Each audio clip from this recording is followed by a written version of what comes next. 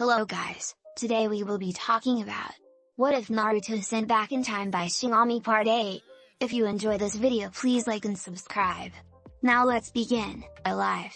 Pain equals fire equals death. Regeneration? No. Sleeping pulled yanked awoken death? Dream? Words. Noise. Sound. Sleep. Everything's jumbled, like thick, angry knots. Can't think. No focus. I'm tired. Sleep. Need sleep. Floating. Voices. And then, pain. I can think now.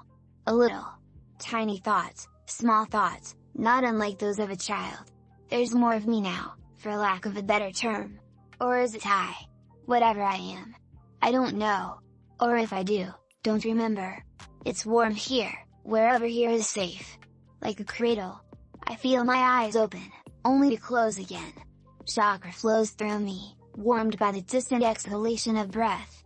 It burns through me and for a single moment of blessed clarity, I hear a voice, Gokumeki Yaku. Sleepy, now. Rest. My mind is clearer, now. Distant sensations come to me, muted, faint, but still there. I feel the sand against my skin. Hear voices. See things. Like a waking dream, one that I might stir from at any given moment. I have no voice, no form, nothing beyond my own thoughts. I have learned how to speak, yet I cannot find words. Strange.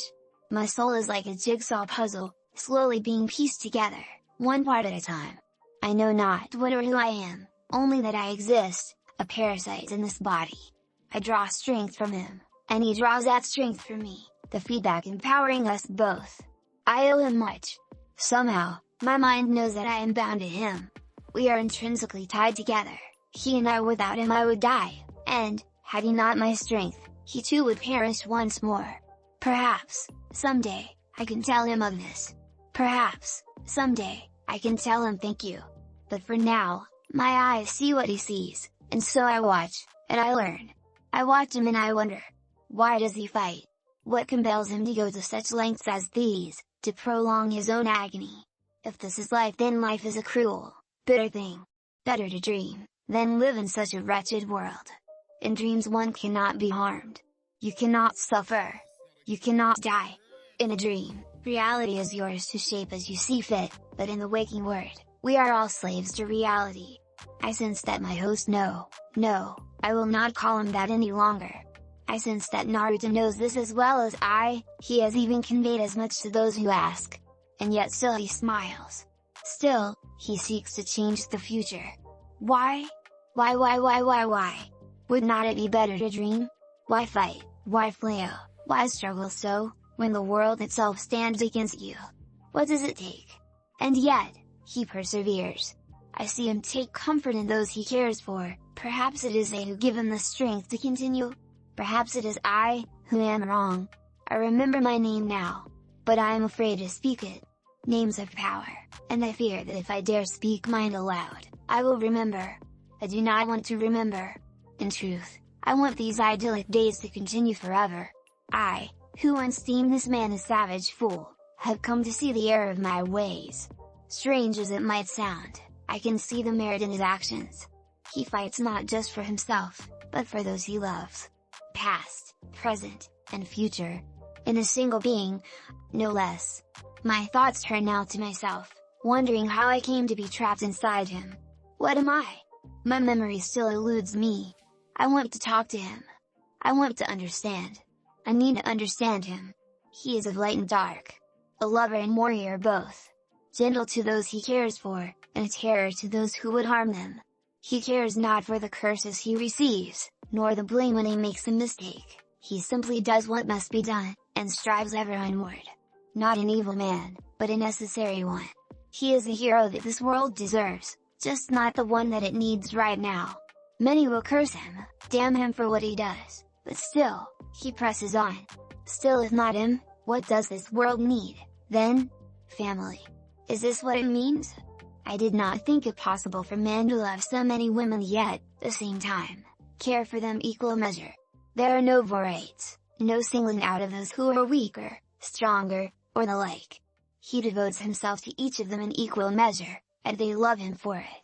Just as he cares for those 3 children in his own way, he holds nothing back beyond his secret.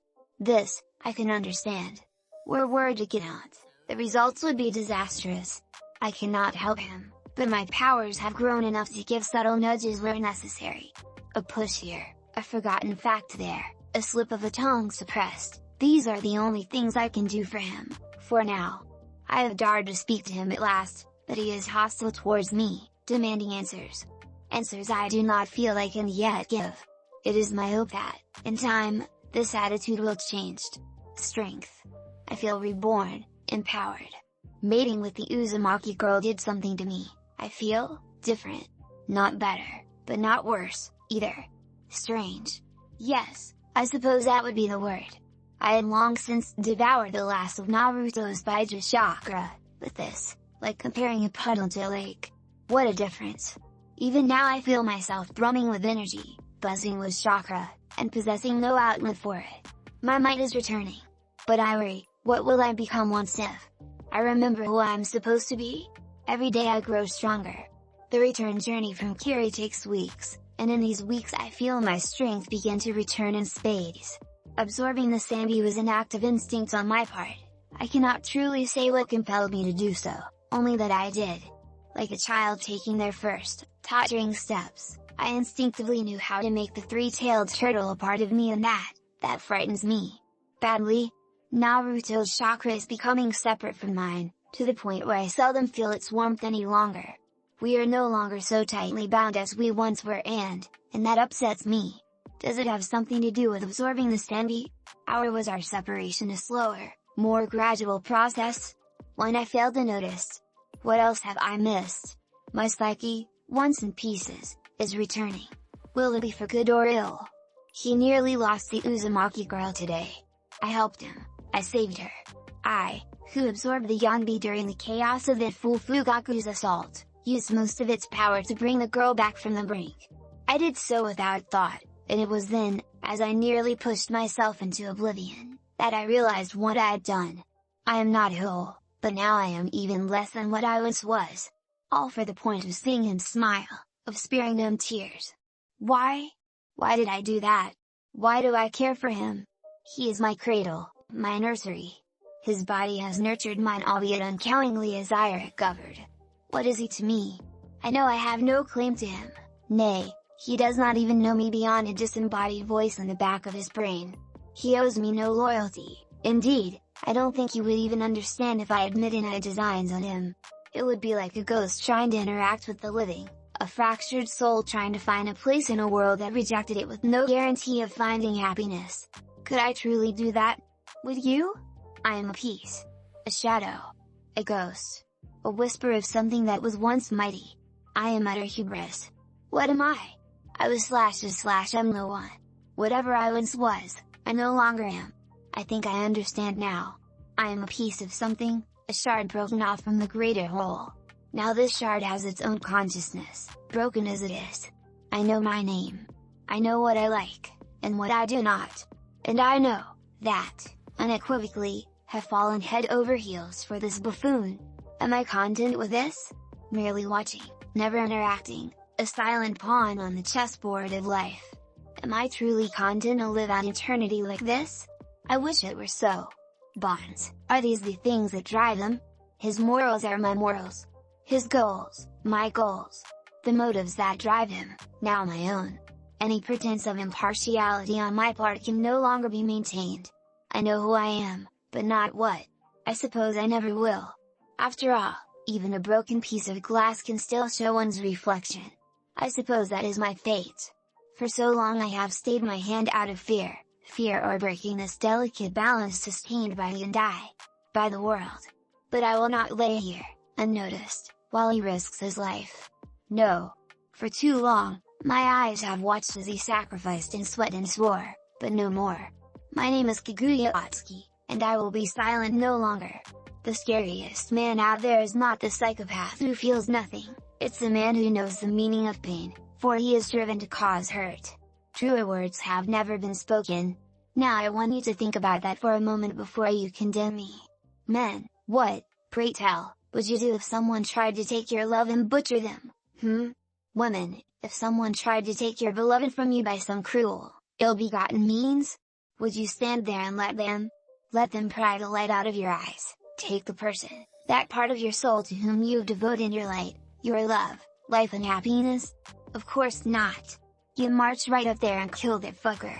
Or barring that, bloody them so badly they'd never think to do it again. That is the reason for my deeds today. I will be known as a monster after this, a manslayer, the Black Death in its purest form. Violent, chaotic, cold, unfeeling. It does not pause to give mercy, it does not stay a hand out of pity. It simply strikes and strikes and strikes again, until there is nothing left to kill. I write these words now as my memoir, in case this should go south, so that I will be known. My methods, my motives, my deeds. I am Uchiha Naruto, and I am a fraud. I don't expect to be understood, only known. And to my enemies, I say thus, suffer me now. Well, that ought to do it. Humming softly, the Black Death closed his journal and sealed it away in his pack. Naruto was silent for a long moment, staring down at the quill in his hands. Then he sealed that, too. Knowing that this might very well be his last entry was a sobering thought, one he had no desire to dwell on, but alas, his mind was not something so easily tamed. It raged in countless directions even as he sought to rein them in. A bucking stallion, as wild and fierce as ever, refusing to obey. Are you satisfied? And then there was the matter of his partner, Mount. Even at this altitude, he found he can hear Alduin, the Lord of all Dragons, most clearly. The most dreaded of all summons, the price for calling him could only be paid in blood. Death. Perhaps he'd summoned him in a show of resolve, for once released, the Word Eater would not so easily return from whence he'd come. I've made peace as best I can. The once former blonde muttered. Remember our deal, whelp. I know. He sighed morosely. The village is yours. Do with it as you will. Well said. Riding atop the back of an almighty World Eater was a feat few can lay claim to. Less a man writing in his diary amidst the writhing winds. He knew he was breaking his edict but it couldn't be helped. Alduin would not be satisfied with the death of one man. Nor, in truth, would he. If he killed Onoki and left, Iwa would seek vengeance. There was, of course, a remedy for that. A foul, bitter pill, one that he was loath to swallow but do so he must, even if it meant going against orders. Tonight, the earth burned. He could see the sun just beginning to set as they swooped down upon the outskirts of the village. Jagged rays of red and orange painted the sky red, heralding the coming of night.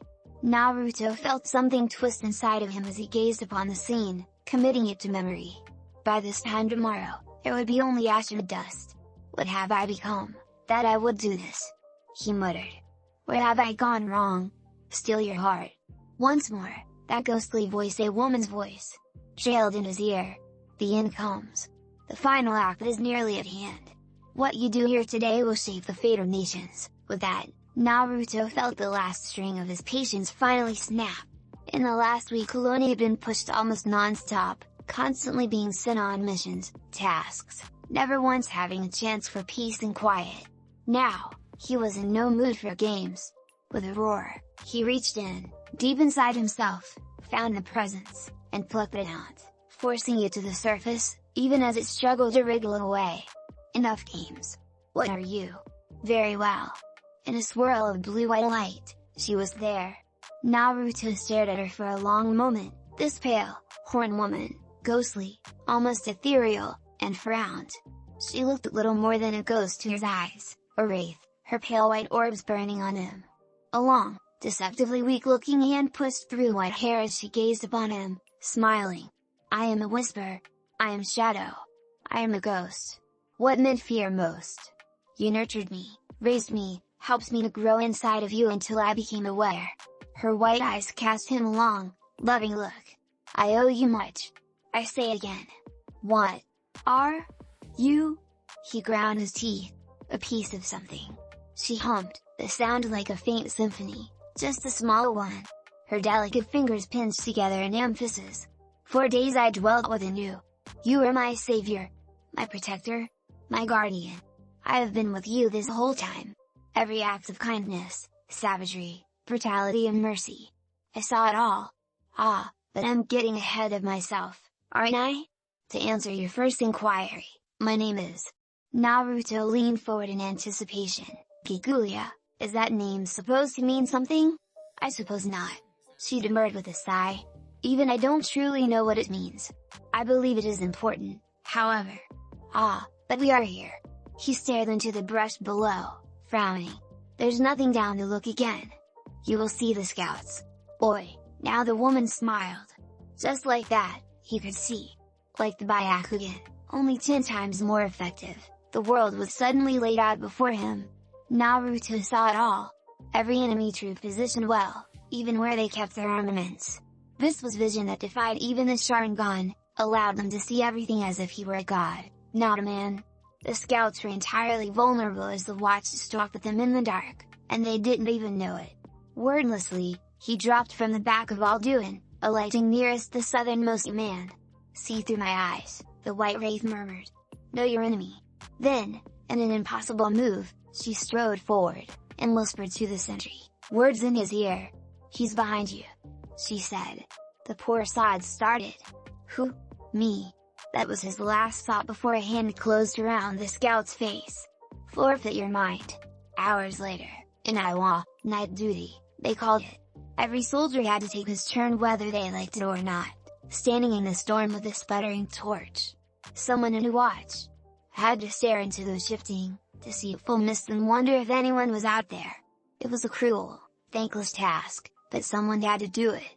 Watching, fearing whatever might be lurking just beyond their vision, waiting to strike. Shin knew there was. He knew it, but never spoke. Onoki laughed at such superstitions. Of course he did. He was at Zetsukage. He was used to it, with his years of experience. He knew better than to fear it. Supposedly. Oi, his partner, he said, stepping up to the edge of the wall. Do you see anything out there? She scoffed loudly, annoyed. Of course he didn't. They stood with several dozen others on the perimeter of the village wall, watching from the outer keep Walela fortification, perhaps 20 feet tall, that surrounded the grounds. Their job was to look for anything suspicious in the night, which, when you thought about it, staring at an endless sea of black, was incredibly boring. Who would be fool enough to attack Haiwan now, anyway? After what had happened to Konoha, no one had dared challenge him hence. When you gave the strongest village a black eye, everyone tended to back off. Oh, everyone expected a reprisal sure enough, but that was Shi's job. They were the first line of the defense, ready to sound the alarm at the slightest sign of danger. Still, suspicious. That was the word that they used. It was all suspicious. It was night. That shifting mist against the black, that void made of darkness and stone. He had never trusted it. He was out there, he knew. The thing that was in the employ of Konoha. The Black Death. The man who had forced Tsunankiri to ally with them. The man whose village they'd attacked, solely on the word of that masked man. Really, it was only a matter of time before it came here, to the land of Earth. The thought made Shi whimper. No.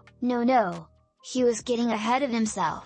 Sending one man to assault a village, even someone like the Black Death, that was suicide. No sir, not happening. Something moved in the darkness. She stepped back, staring into the void, his heart beginning to flutter, hands beginning to sweat as he raised his blade. Wait! What was that noise? A distant flap of a sound, like wings beating on the far horizon. Like an eagle, or a bird. But that was impossible. For them to hear it at this range, it must have been a massive beast, gargantuan. Oh! He ran a hand through his flat, black hair bright, dark eyes growing wet with a sudden fear. Tears. Oh no, no. There's something. Yeah, he said, squinting. I swear I see. Burn.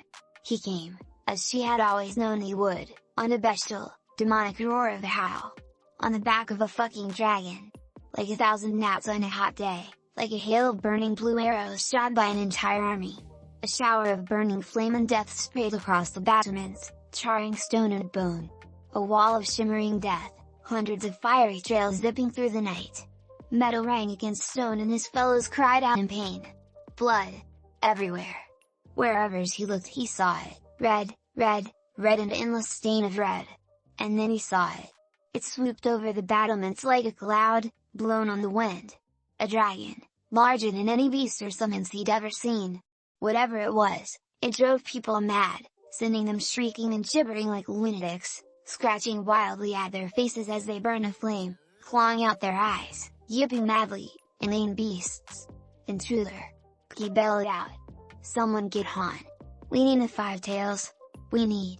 She stepped back again away from the clouds of shadow and flame, retreating as he yelled out in alarm. He died halfway through the call, a kunai snapping wetly through his mouth, throwing out a chip of tooth as it proceeded out the back of his head. He collapsed and she stumbled away from the corpse, knowing that it was too late to run. He was going to die here, he realized.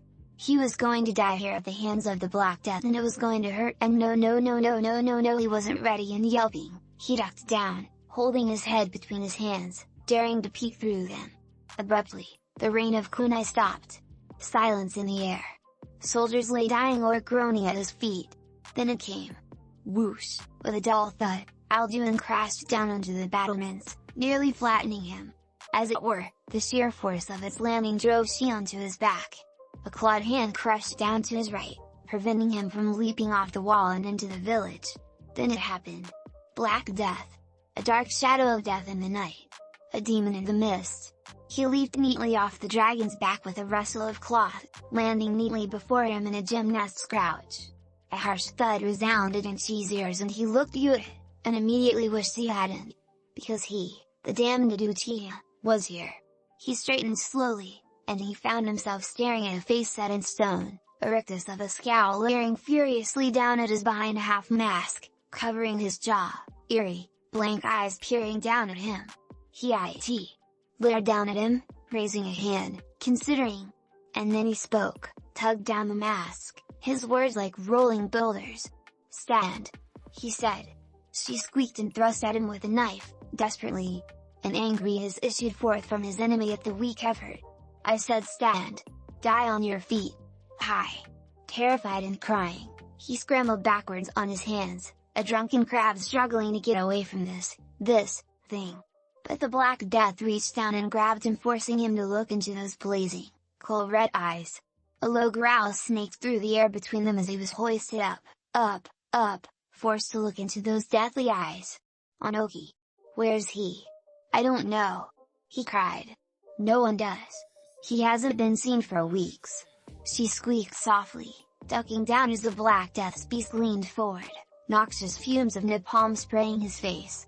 2 final words issued forth from that hideous maw. Too bad.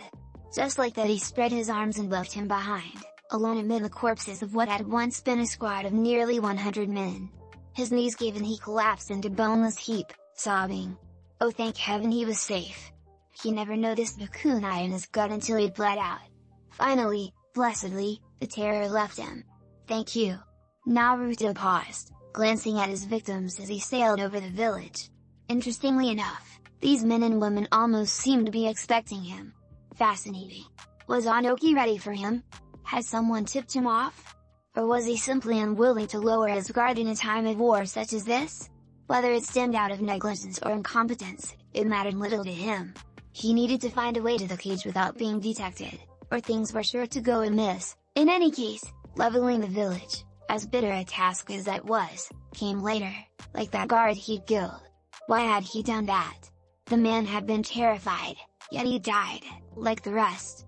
Some pills must be swallowed, no matter how bitter. Kaguya quoted. Frowning, a knight tracked toward a nearby window. To conquer fear you must become fear. You must bask in the fear of other men. And men fear most what they cannot see. You have to become a terrible thought. Kaguya's voice rang in his mind, the words from before echoing in his skull like a clarion call. Like your surname. Your title. You have to become an idea. Feel terror cloud their senses. Feel its power to distort. To control. And know that this power can be yours. Embrace your worst fear. Become one with the darkness. Focus. Concentrate. Master your senses. You cannot leave any sign. Then he got an idea. An awful idea. The Uchiha got a wonderful, awful idea. What are you suggesting? Surrender. Eh? You wish to draw the cage out? Give up. After all this, He will almost certainly come to you. And so he did. Oi! With a loud shout, the Uchiha raised his hands, laughing as Alduin swooped past, raining hell on a nearby homestead. I surrender. When he woke, it was almost a surprise. He was sitting up, tied and bound, feeling as if someone had picked him up and slammed him against the wall a few times. Like he had been shoved through a storm of blades. He groaned, sitting up in the darkness. In the dim light everything seemed almost unnaturally dark and he ate, oh how he ate, his head pounding. Okay. Guess it worked. He sat up further. It made his body feel even worse, but satisfaction dulled the pain to a slight edge as he sat there, blinking. The terrible agonies he'd suffered during his sleep instantly became apparent, gradually being replaced by the cool sensation of the cool cobblestones beneath her legs. Aches and old pains resolved themselves and, blessedly, his mind came back to him. He flexed his arms, flinching, slightly. Well, mission accomplished. Now, let's see if it paid off. Ah, and he's awake. He was not disappointed. Naruto looked up, and sure enough, there, behind barrier seal reinforced glass, Onoki was leering at him. Really, that was almost too easy. So here he is, the Great Black Death. He looked younger, Naruto realized, but that was to be expected. Did you really think you could kill me? Yes. Onoki looked down at him, and spat. Why are you here, brat? Because of that attack? It was just a fucking family. Silence reigned. Enough. Dispose of him. Scoffing, the old cage turned to storm away. Naruto exhaled softly. Onoki. Slowly. Angrily. Like the breath of a great dragon, preparing to exhale, the entire room fell silent. Just a family? It was a whisper, slithering through the silence. In my darkest hour, they gave me hope. They reminded me that life is more than just necessary. Precious. Something to be respected. Preserved. Defended at all costs. And you, on something as stupid as a whim, you. When he looked up, those eyes weren't red. They were white. No eyes. No irises. Just the blank slits of an angry god, pure and enraged. Bodiless. The pits to hell. You tried to take that from me. A pair of red dots blossomed on his forehead, fingers sharpening into claws. Steal that from me. His voice deepened, as though another were speaking with him. No, through him. Kill that from me. Despite his best efforts, that such a cause, Onoki actually flinched back. Those eyes. What were those eyes? People have been asking me what I'm going to do to those responsible. Naruto snarled, his blood-soaked hair bleaching itself white as the helpless cage looked on, and until now, I really haven't had an answer for that. What am I? His head cocked aside, fangs flashing murderously as the last of his Ebon locks stained themselves in eerie, ashen gray, the color of dead snow. A savior? Killer? Murderer of men? His bound arms strained against the shackles and chains holding him, digging viciously into the barbed wire. Horns sprouted in his head, twin points of scarlet relief standing up amidst the white. However, in a single movement he scythed his legs out from under him, shattering the chair into splinters. I've realized something. It doesn't matter who I am, what I am.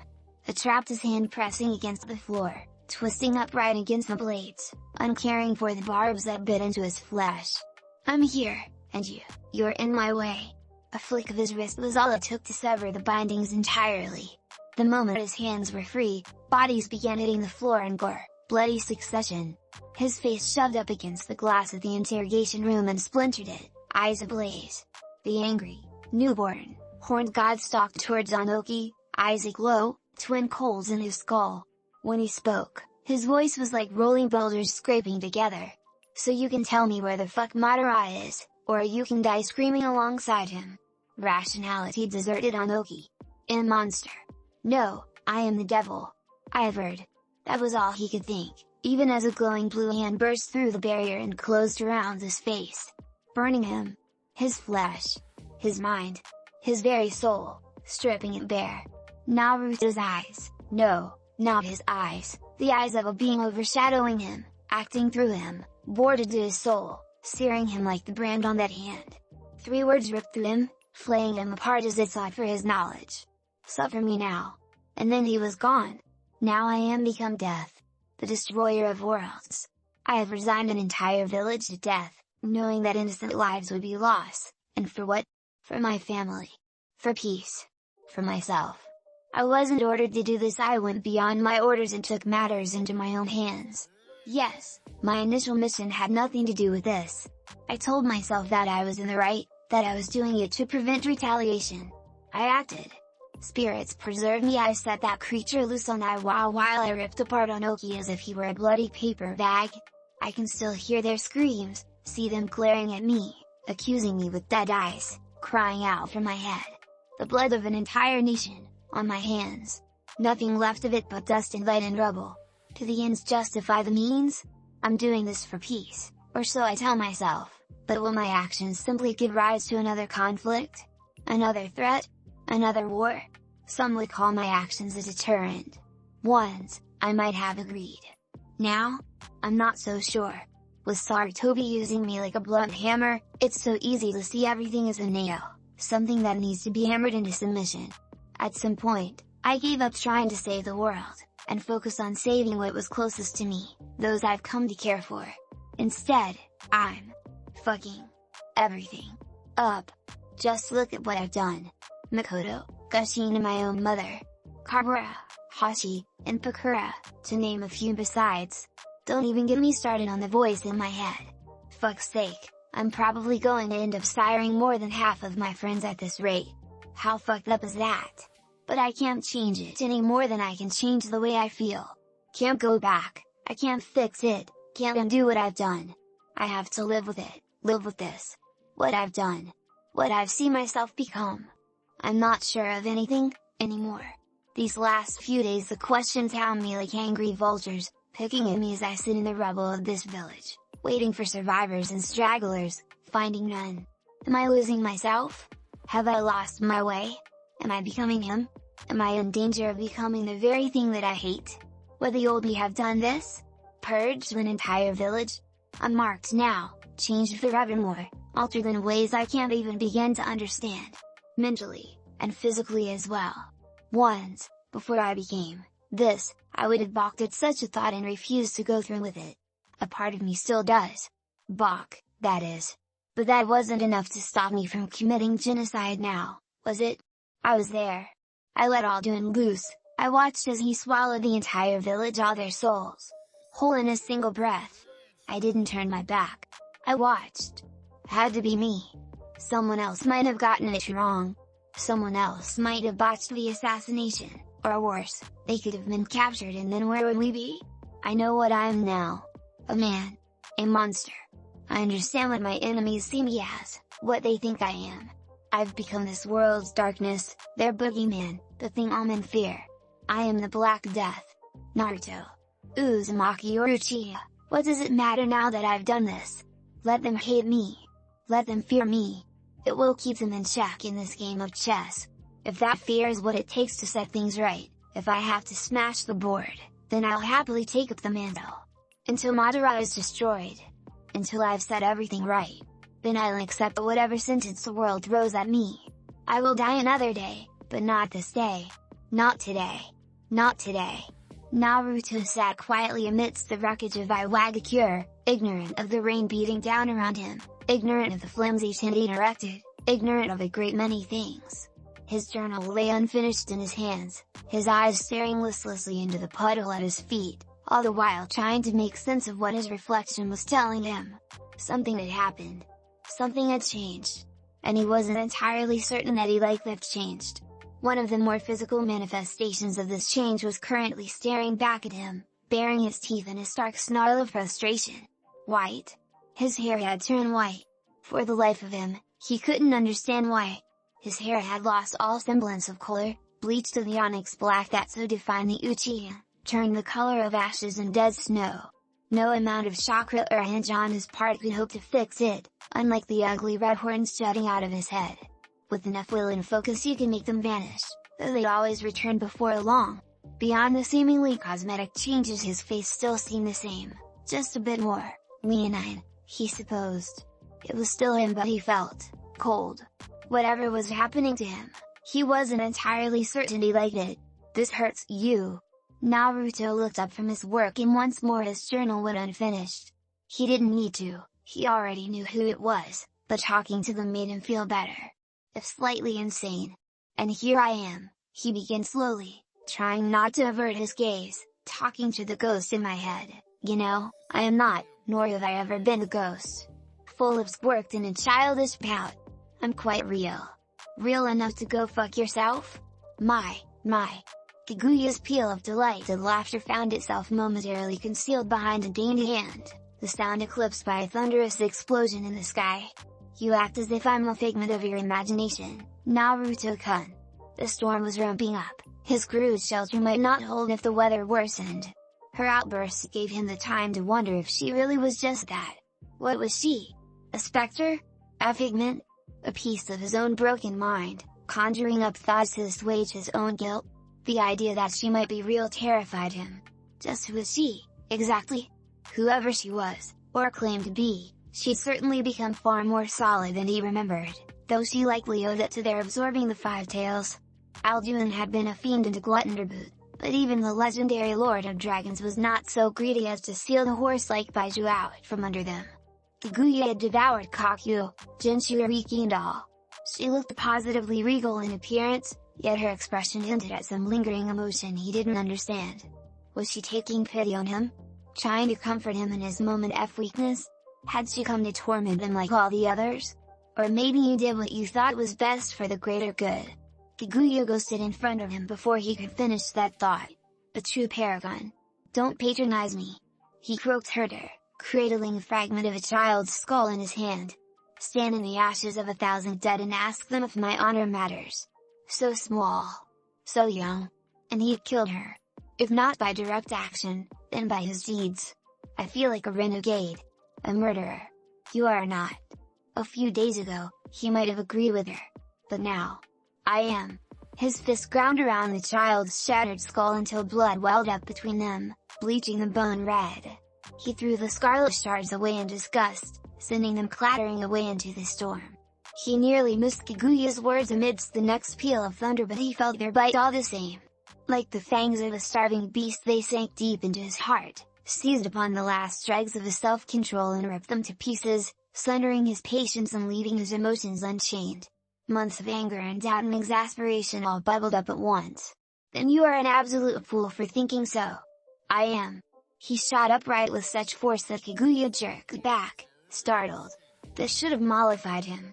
It only made Naruto even angrier. "What do you want me to say, eh?" Oi! He rose up over her with might and menace, eyes flickering wildly, riding between the reds and purples of his twin Daijutsu. "That I killed them?" His hands wrapped around the hem of her dress. "I did. Countless people. I knew what would happen, from the moment I set foot in this village, the moment I sicked Alduin on them. I did it anyway."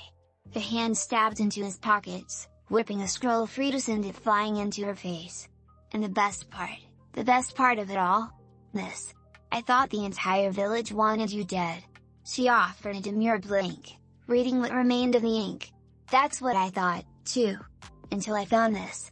Broken, bitter laugh bubbled up out of him like sulfur, each word so much ash in his throat. Turns out most of them didn't even want war.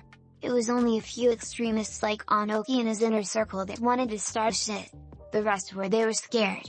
Terrified of me. They were going to surrender. And I killed them anyway. You didn't know. That's no excuse. All of that high and mighty talk, and what did I do? I pushed out and sent them to the slaughter. You know what?" He threw his hands up in exasperation and stalked back to the stump. "Fuck it. I don't even know why I'm discussing this with you." The horned god just stared at him, briefly taken aback by his vicious denunciation. Dead eyes the color of the void regarded him coolly for a moment. Her horned head tilted, considering the great swathe of destruction strewn before them. She stared at the rubble for a time, unblinking as thunder roared and the wind howled mere yards beyond their shelter. When her milky white orbs found him again, they carried only curiosity. "Would you do it again?" Naruto's head snapped up. "What? Would you kill them all again, given the chance?" Naruto didn't have a proper answer to that, but his guilt must have shown through, because Kaguya's expression changed. A frail-looking hand descended, cupping his cheek and turning his face to hers. The former blonde bristled and tried to wriggle free, but she had a grip like iron against his chin and would not be denied. Her fingers burned against his skin, her claw-like nails digging into his very bones. "Look at me," she crooned. "Look at me and see what will come if you continue your course." Reluctantly, he complied. One moment he was staring into the face of an entity that might be a god. The next, he was somewhere, or was it a someone else, Madara. The wizened old Uchiha froze, half risen on his throne as a voice like thunder ripped through his mountainous hideaway. He felt the distant explosion and jerked upright. That was his cue? Time to get the hell out of Dodge before hell itself found him and tore him a new one by dump. A noise like rolling thunder jerked him out of his reverie. Standing before him, still as a stone statue, Naruto folded his arms. The spiky mess of his black locks tilted slightly with his head, crimson eyes regarding him balefully. When those arms fell to his side he nearly bolted dead away, restraining himself only with a supreme effort of will. Naruto drifted closer, his entire countenance betraying smug, silent satisfaction. "So, Madara," his nemesis began, darkly amused, "where are you going?" The renegade shrank back. "Oh, you know, places. Places, Naruto cocked his head aside, considering. Then he pointed, indicating some far-off point behind the old man's shoulder. "Like that mountain over there?"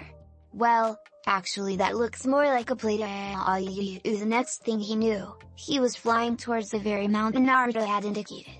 Stone and rubble burst before his face in swift succession, tearing rents in his armor, driving small cuts into his body. He seemed to fall for an eternity, crashing through rock and mortar, before velocity finally took a bit of pity on him and let him grind to a halt. Unfortunately, his body was not so swift to recover. His eyes were the first to gain some semblance of sense back as he lay there, trapped in the crater. And what they saw there, dangling before him. Naruto hoisted the Raisin Shuriken aloft in his palm, snarling. "Let's see if you can come back from this." Oh, shit, the world lurched around him and just like that Naruto found himself back to reality, staring into those eerie eyes. What the fuck was that? "You? One of your many possible futures." The horned goddess released him and took a seat beside him, smiling. When she dared to take his hand in her own, he didn't resist, frowning as her pale fingers twined with his own. "I'll say it again, Naruto. I'm yours. Always." Kaguya leaned into him then, and her forehead pressed against his, nose nuzzling his cheek happily. "Forever yours. Your morals are my morals. Your goals, my goals. I will never abandon you, never betray your confidence. Accept my help and you'll gain a strength you've never known, a might to make the gods themselves tremble. Turn that away. Let me guess." He deadpanned. "Madara wins. In short?" "Yes," she chimed. "He grows stronger with each passing day. You're the only one who can stop him, now." Surely he realized that. If I stop, he wins. Yes. If I take my family and run, he wins. Correct. Does it make you worry? Why me? He asked at last, despair gnashing at his heart. Because he was tired. Tired of fighting and killing, of facing old friends and ending them, too. So damn tired of it all.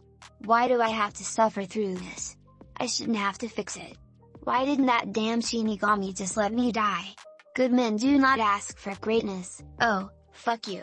They sat there in relative silence together, the pall broken only by the crashing deluge outside.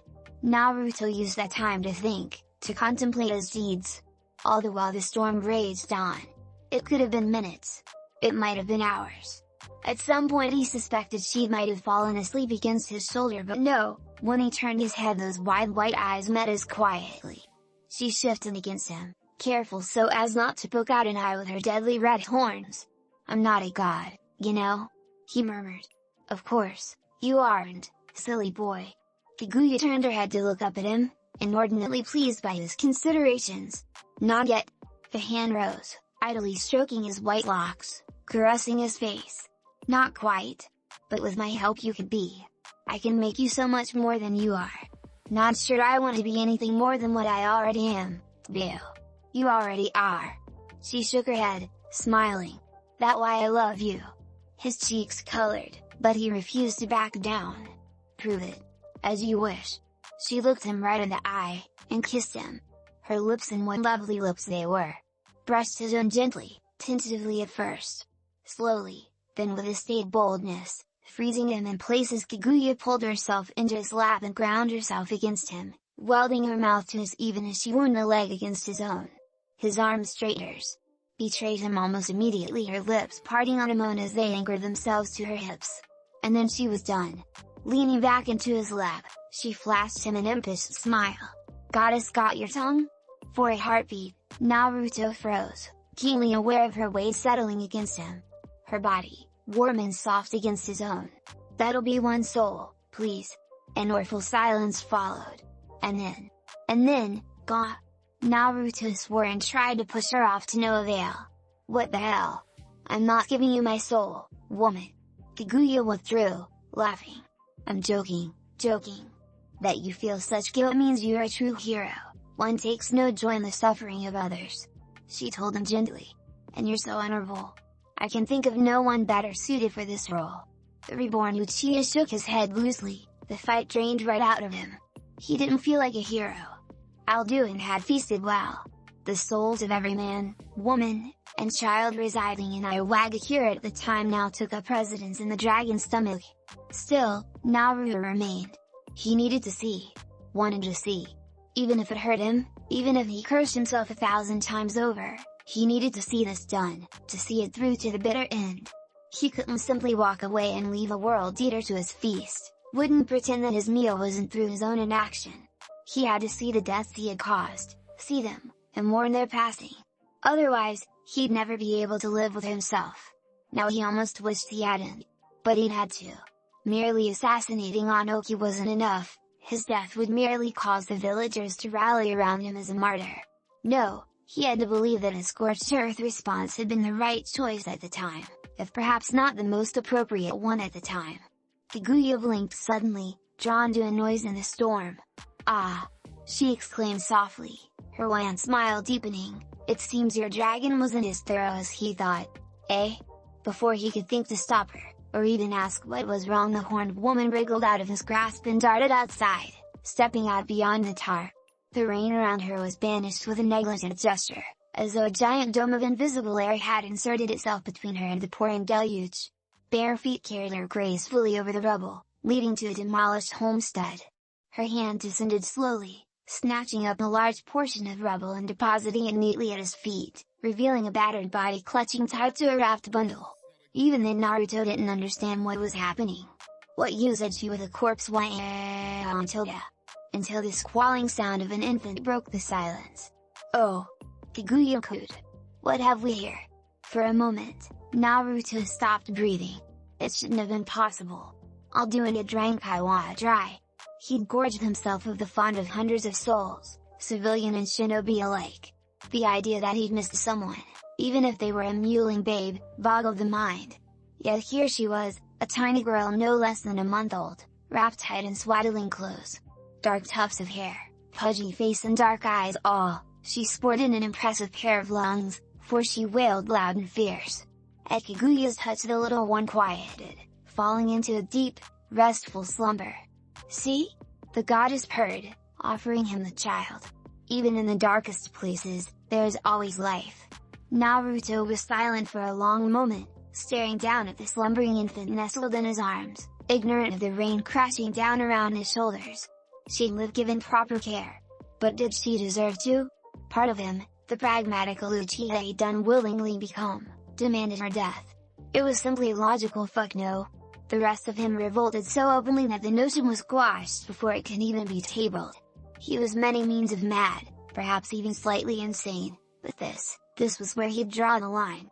"Well," he muttered to the sleeping babe, "I don't know what to name you, but it looks like you're coming with me."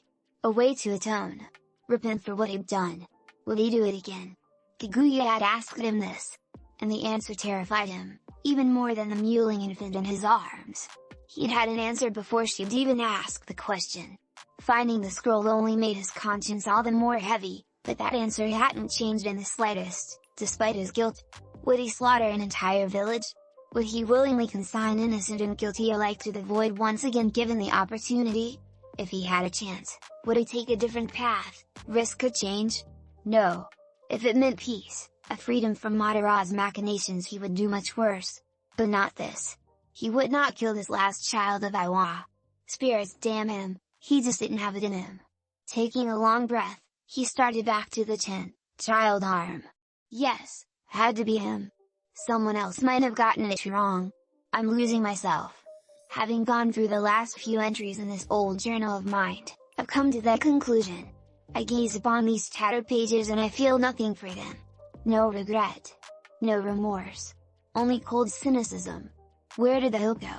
When did I stop caring for anything more than the outcome? Where did I become cold? When did I turn cruel? Where did I stay to value Konoha's existence over that of the other villages of the world itself? I don't know. I can't even see where it started. Did it begin when the Shinigami pulled me from the afterlife? Or was it slower than that? More insidious? Subtle? I fear the latter, and that terrifies me. My memories are my only recourse in this, but even they've begun to get fuzzy as of late. Kaguya, and isn't that another can of worms? Assures me I have nothing to fear. She swears she won't let me lose myself, but even so, the fear is still there. My hair has gone white. The color of ash. Even my eyebrows match it now.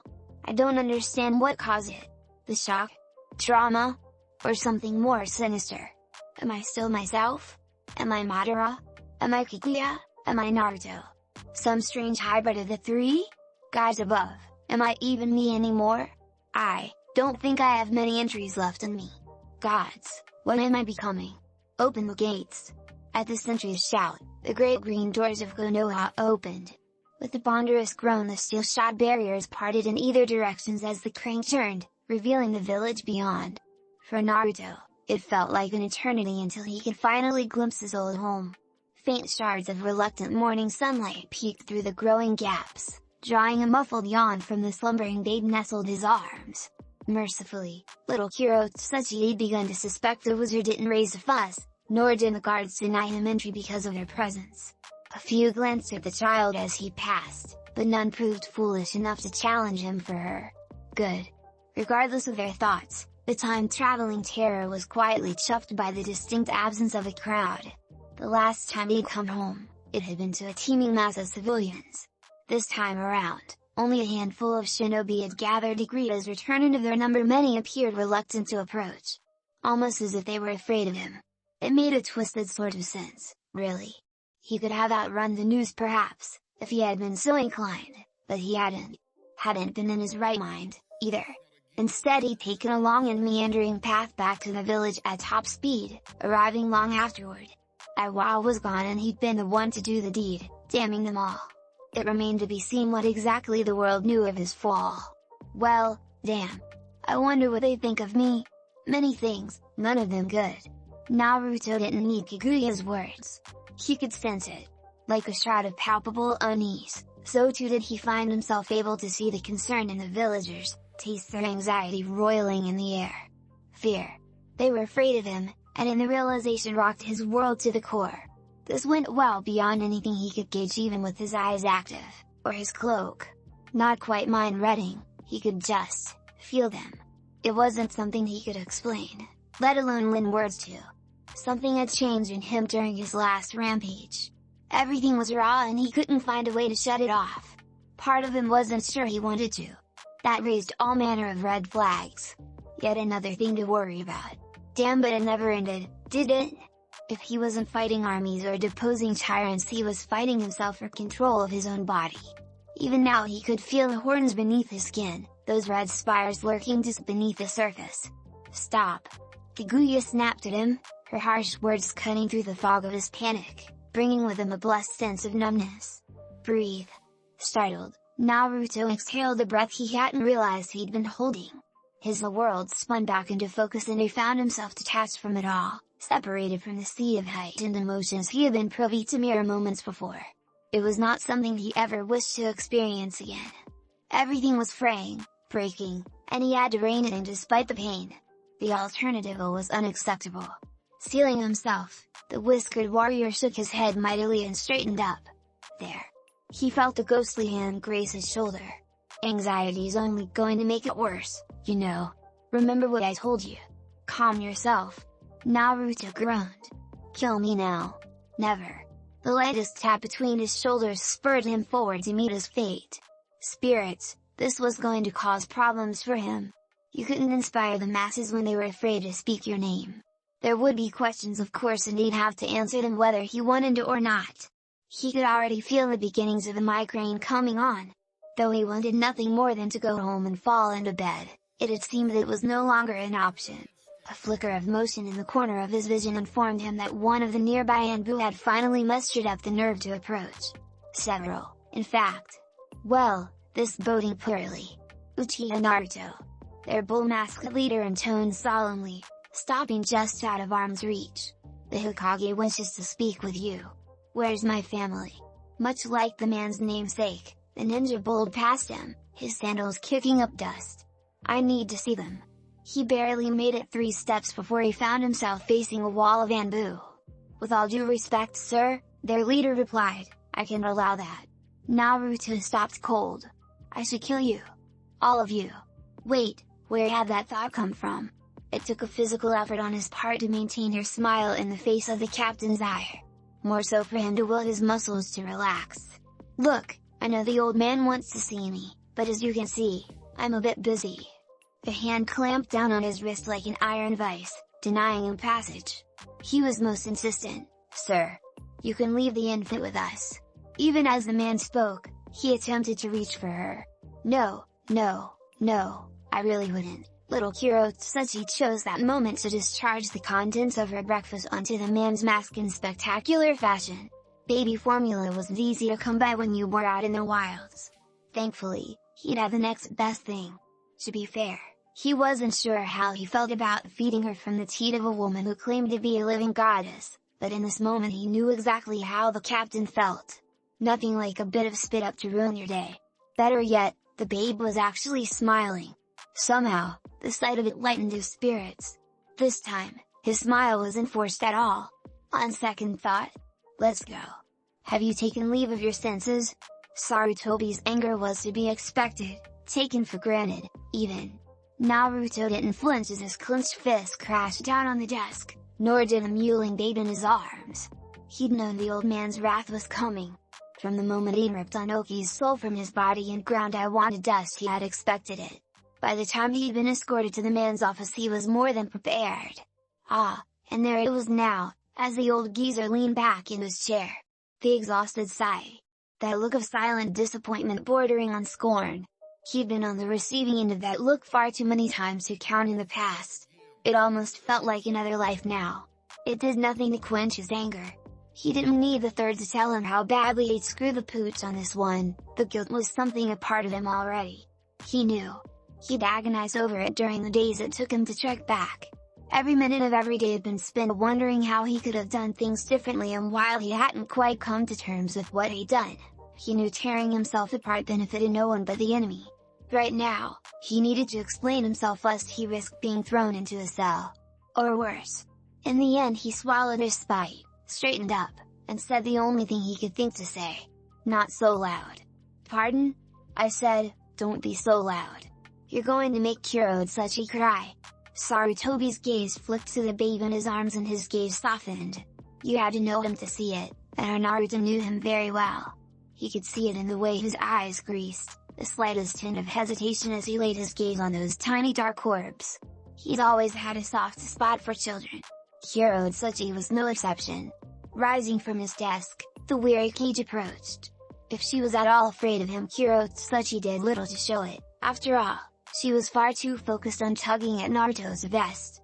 After a moment's thought, Hiruzen patted her head and returned his gaze to the ninja in question. I was wondering why you had brought her here. He rumbled. A survivor? The last. Naruto relented reluctantly. I aim to take care of her. I see. Have one of your clones take her outside, for now. It took him a handful of seconds to realize it wasn't a request. As the door eased shut behind his doppelganger, Hiruzen returned to his desk and fixed Naruto with a state of pure steel. Tell me what happened. Ah, and now they came down to it. I was captured and forced to fight my way out. Not a lie. He had surrendered and been captured because of it. I didn't have much room to improvise. No one lived to contradict him, and he wasn't about to submit to a Yamanka probe, though they both knew such an attempt would prove fruitless. It still didn't justify what he'd done. They both knew that. This went well beyond a simple reprimand. One way or another he was going to be punished for this, no matter what he said. But that didn't mean he had to go down quietly. Your mission was to assassinate the Tsukuyokai. Hiruzen repeated flatly, his voice sparking like flint. Not summon a dragon to devour the souls of innocent women and children. Surely you could have escaped without slaughtering them all? Naruto stiffened. How did he know that? The dawn broke and suspicion came rushing in. Was it that crystal ball of his? Damn, I can't remember its range. My summons may have been too enthusiastic. Naruto countered, grimacing at the mention of Alduin. If I could go back and do it over, I'd spare them. That may well be. Hiruzen steepled his fingers thinly, but you cannot take back what you've done. Something black inside of Naruto bristled at the subtle insinuation lurking behind those words. Hey, he growled, you were the one that sent me into that hot zone. We didn't even try. Need I remind you that you expect to escape the consequences? We can't afford to set an example like this, let alone that kind of a precedent. It's too dangerous. The other nations are already unilaterally condemning your actions. Even our allies can stomach what you've done. This mission, Naruto. The Sand Dame interjected, silencing him. You were the one who's this. The ick would fall upon you.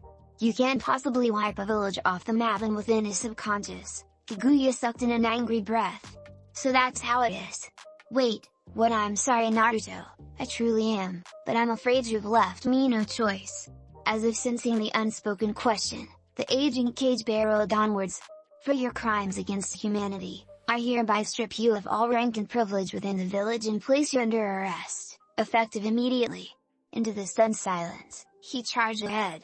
Your squad will be reassigned to another Jonin after they return from their present mission to the border. Due to your exemplary service prior to this, you will be given a trial. Naruto didn't hear the rest of the words faded away into an endless animal bleat, eclipsed only by the pounding of his pulse. Darkness pressed around the corners of his vision and all the color faded from the world, replaced by muted gray. Words escaped him and his mind rejected it so wholly he refused to accept the reality of this betrayal. A dream. This had to be a bad dream. Instead of arguing her side of the story, he'd be thrown in irons. His triumphant return replaced by a cold cell. And while he languished there, Madara would roam free, using his pawns. The world would go on, and everything would end once again. A spark of anger ignited deep in his chest, fanning the flames of rebellion. After all he'd done, this was how they repaid him? His hands trembled. That's, I don't even. What justice was this? His next words were a whisper. Is that why the Anbu are waiting outside? Pity. He hated the pity in those eyes, turned away from it. People are afraid. What you did, Naruto, it was monstrous. They need time to adjust. While I rot in a cell? He challenged. You'll only remain there until the council reaches a verdict. Sarutobi argued. If they find you innocent, you're kidding me, right? Naruto physically recoiled from the statement, genuinely surprised by how much the old man had hurt him with what he doubtlessly believed to be a righteous action. So that's how it is? I carried out my duties without question. I fought to keep the village safe. I shed blood and tears on the battlefield with my fellow shinobi. I mourn them when they died. Then I make one mistake, one error, a few villagers piss and moan about it, and suddenly I'm a fucking scapegoat? And you expect me to accept this? Perhaps Hiruzen recognized his poor choice of words then. Perhaps not. Regardless, he found himself unable to predict what came next. You hypocrite! Hiruzen blinked in disbelief. Excuse me? You heard me. Naruto snarled, rounding on the man he'd once seen as a grandfather with a vicious hiss. Spare me the lies and inequities. I'm a fucking scapegoat. That's what I am to the world, isn't it? The Black Death. Reaper of the innocent. Is that what they're calling me now? An oathbreaker? Because I broke one of their so-called vows? So many vows. Hissing in anger, he swung his fist against the wall, cratering it with a single swing. They make you swear and swear. Defend your cage. Obey your lord. Keep his secrets. Do his bidding. your life or his. But obey your clan. Love your family. Protect the innocent. Defend the weak. Respect the gods. Obey the laws. Palming his face, the warrior shook his head, a grim scowl etching itself across his face. It's too much. No matter what you do, you're forsaking one vow or the other. Fuck that. You said it yourself, didn't ya? I'm a monster. Perhaps the people should speak more softly to me then, because these days the enemies of this monster are dropping like flies. Panting through his explosive rant, he turned burning eyes on his old friend. Choose your next words carefully, Naruto. Sarutobi warned, his voice echoing into the silence. I may be a man of peace, but I will not tolerate disrespect. Neither will I. The Uchiha snapped back, baring his teeth in a snarl. I won't allow you to toss me in a cell with, he swallowed, nearly mentioning Madara before stopping himself, a bloody war on. I'm needed here. He could have thrown more than a dozen arguments to the old man, but realized only one stood any chance of changing his mind. The answer was obvious. I have to stop. Sarutobi glanced at him askance. I'm afraid I don't understand what you're saying. Of course you don't. Once more Naruto's temper slipped its leash to which he brought a clenched fist crashing down on the table. Don't you get it? For the sake of argument, let's say I do as you ask. Throw myself into a cell and wait for judgment. Then what? The war keeps going, more innocents die, and for what? Because your best weapon's rotting in a cell just to satisfy your enemies. Yes, enemies, old man. Because they're the only ones who benefit from this. So go ahead. Alienate me, let it all go to hell. If I'm guilty, I'll stay in prison for the rest of my days. But let's say I'm deemed innocent instead. All good, right? He paused for effect, letting the weight of his proposal sink in. Wrong. See, I have a very, very, very good memory. The Uchiha continued quietly, leaning forward over the desk to make his point known. Downright scary, really. By the time I finally get out of that cell, be it weeks, months, years or even decades later, it'll still be there. The memory of how I was thrown away as a political puppet to satisfy the whims of our enemies. What do I fight for then? I've ceased to care about those around me, take on more and more dangerous tasks, all in the hope that I'm following the right path. I take out leader after leader, annihilating whomever dares stand against me, the village, us. Eventually I get promoted and command others to do the same. Round and around it goes. Why? What gives me the right to make decisions like that? Nothing. No, if I start to believe we know what's best for everyone, if I allow myself to think that this path is the only path, then I'll become him. Become who? My ancestor. He leaned back and away, all the while lying through his teeth. I refuse to become him. I'll become a weapon, a tool, a knife in the dark if I have to, but I'll never become that. Neither will I be a dupe. I've been down that road once before. Never again. I'm not some sacrifice for you to tend your precious will of fire. As a matter of fact, I'm out. His piece said, the former blonde spun on his heel, turned his back and marched away. Where are you going? Sarutobi's voice called at his back. I haven't given you permission to leave. Damn it. Naruto paused and exhaled a mighty sigh. He turned to face the third, even as his palm wrapped around the door with enough force to buckle the handle. Spirits, he felt old. He'd never thought he'd see the day when he threatened the old man. Never in all his years. It made him feel hollow inside, as if he'd just betrayed someone most dear. He regretted killing those people. More than anything else. If it had been within his power to see them brought back, he would. But they hadn't just been killed, their souls were devoured. Destroyed. There was nothing to return. Scorn reared its ugly head and he shook it off. Where am I going? He retorted with a dry look at the man he'd once respected above all else. I'm going home. I'm going to find my partner and fuck her into oblivion. I'm going to hold my son. Then I'm going to talk to my clan, take a long nap, and pretend this conversation never happened. Maybe you should, too. Let the dead rest. Better for both of us that way. To his credit, the old man didn't show so much as a flicker of killer intent. He didn't have to. Naruto, he began slowly, rising from his desk, are you threatening me? No. It's not a threat. Then what is it? A promise. For a moment, he thought Hiruza might actually call for the guards or worse, attempt to restrain him outright. His words bordered on treason and he justified a direct order from his superior. The third would be well within his rights to do so. Could he fight the old man? Naruto wasn't certain, for he had no desire to do so. But he wasn't willing to let himself be raked over hot coals, either. It seems we're at an impasse, then. You can try to detain me if you like. The exhausted Uchiha relented, a lone Sharingan peering over his smoldering shoulder. But I promise you I won't go quietly and you'll pay for it. Dearly. With blood. Buckets of it. But hey, he rolled his shoulders in a shrug, who knows? You could succeed. Orochimaru and Tsunade are still in the village. You might stand a chance with them at your back.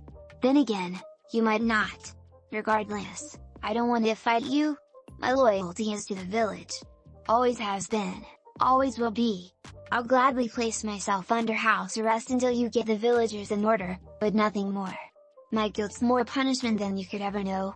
The man I knew would understand that. This time, no one challenged him when he departed.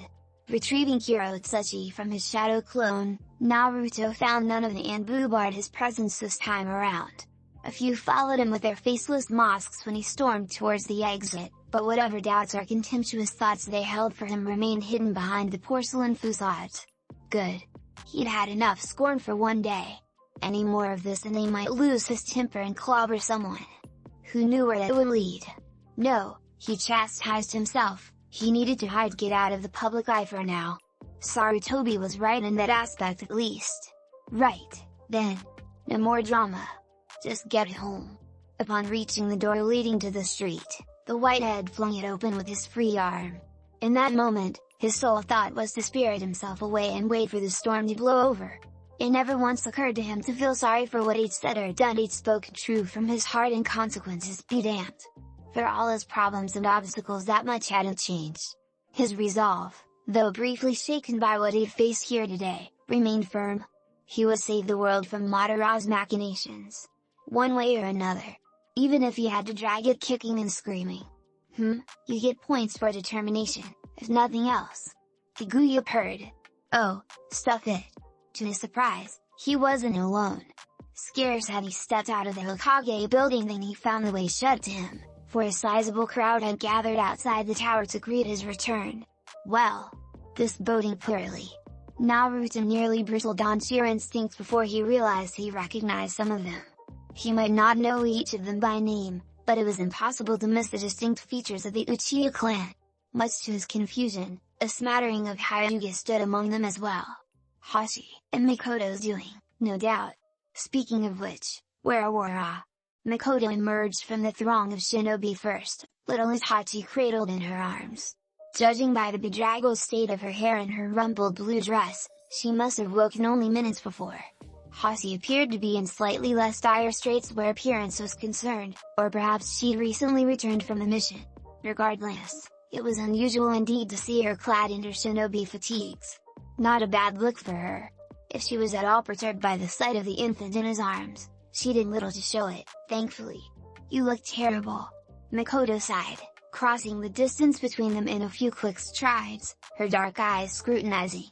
What happened to your hair? Gee, thanks ever so much. Despite himself, Naruto couldn't find it in him to scowl. Less so when he saw Itachi. Spirits, he was growing fast. Just the sight of his son now wasn't that a thought wiped attention from his mind like a cleansing tide. Carefully, he reached down to pat the babe's tiny head. Hey there, kiddo. The little boy squealed happily. Did he just say dad? Mikoto actually laughed at that. He's a quick learner. I heard what happened and gathered everyone as soon as we could. His pride to be soothed, caressing his cheek. For what it's worth, the Uchiha clan is with you. Naruto nearly choked on his own spit. Hey, now. I'm not trying to start a rebellion or anything. All of you, just go home, will ya? No, absolutely not. That was one flag he intended to avoid at all costs. Everything worked out in the end. I'm just on leave for Kirotsuchi chose that moment to coo softly. Mikoto's gaze shifted instantly. Naruto. Uh-oh. Why yes, dear. You're holding a baby. Care to explain? Now wait a second. I can explain. She's not mine. Well, she is, But I didn't. Oh, please do. Makoto was trying very hard to be patient. She was also failing spectacularly. Perhaps you should start from the beginning? Hashi offered. Just like that, the migraine reasserted itself with a groan. Bit of a long story, that, near the border of the land of fire, Kushina was going to die. She felt it in every breath, feared it in every step. Her lungs were on fire, begging for relief, relief she couldn't afford to give. If she stopped even for a moment she'd be caught. If she was caught she'd meet the same fate as her teammates. Vanished, seemingly plucked from the very air itself. She had no way of knowing if they were dead or alive, only that she must run. Fighting meant certain death now. She'd seen what happened to their missed escort when they stood their ground. Their screams still echoed in her ears. No matter how far she ran, she still heard him. Worse, she'd lost her kunai. Still, she spurred herself on. Ibiki. Nawaki. No one knew. Fear spurred Kushina's leaden legs forward even as exhaustion took its toll, darkness creeping in at the edges of her vision. She was drawing almost exclusively from her tendon's power now, pulling as much chakra as she dared without risking her sanity. Even then she feared she wasn't nearly fast enough, though all her world was a blur, and though she flung herself through the trees with ever-increasing speed, she still hadn't been able to shake her pursuer. Her heightened senses told her they were still in hot pursuit. What the hell? She ground out through gritted teeth. Who's this guy? Where had it all gone wrong? Impossible to tell. Everything was falling apart. Their mission was a failure. No, perhaps it had been one from the very beginning. The ambush had been too perfect, too well executed. As if the enemy knew exactly where they would be. They'd struck just after dawn, when they were at their most unprepared. That implied a traitor within their ranks, but who? None of that mattered now. She just had to get back to the arm came out of nowhere. One moment she was soaring through the trees with wild abandon, the next a limb closed around her neck from behind, slamming her face first into the ground. Bucking against her attacker, Kushina slammed her head back with all her might and was rewarded with an annoyed grunt. Nothing more. All her strength drained away a heartbeat later, sucked up into some unseen sieve. Damn it, no! With a feral snarl she pulled more of the fox's chakra to her arms and legs only to find that too had been denied her. Even then she fought on, until a hand closed around her mouth and pressed a foul-smelling cloth to her face. Eyes rolling, her world spinning, she managed to catch a glimpse of her attacker. An orange mask filled her vision, a lone eye staring out at her from within. As she passed out, the masked man tilted his head, giggling madly. Sleep well, little fox.